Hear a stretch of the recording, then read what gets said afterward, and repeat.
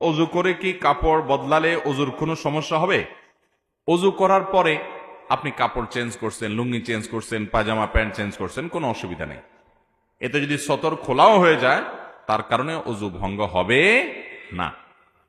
কারণ সতর উন্মুক্ত করা এটা অজু ভঙ্গের কারণের মধ্য থেকে একটা না, বিধায় এটা অজু ভঙ্গের কারণ হবে না। আমরা অনেক সময় মনে করি অজু করার পর হাঁটুর উপরে কাপড় উঠে গেলে অজু ভেঙে যাবে।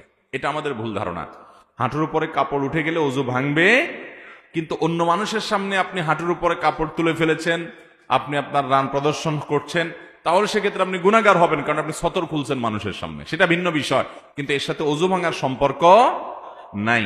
আমরা আরব দেশে অনেকে প্রবাসীরা যারা আছেন তারা দেখেন, অনেক আরাবিয়ানরা উজু করে এমন ভাবে রান টান সব দেখা যায়। তো কোন কোন মাযহাবে রান সতরের অন্তর্ভুক্ত না, তারা সে অনুযায়ী আমল করে।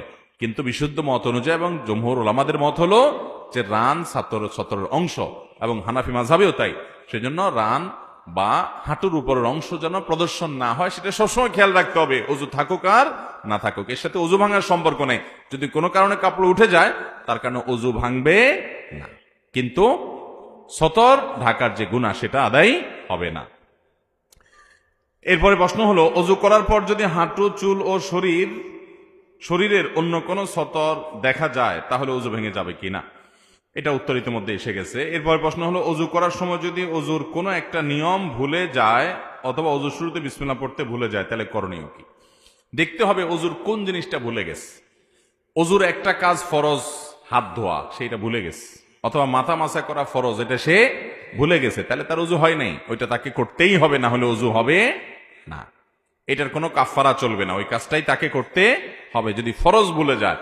আর যদি সুন্নাত ভুলে যায়, যেমন বিসমিল্লাহ বলতে ভুলে গেছে, তাহলে তার অজু হয়ে যাবে। কারণ হলো এটা কি না, ফরজ না ওয়াজিব না, ফরজ ও ওয়াজিব না যেহেতু, অতএব এটার কারণে তার অজু ক্ষতি হবে না, অজু হয়ে যাবে।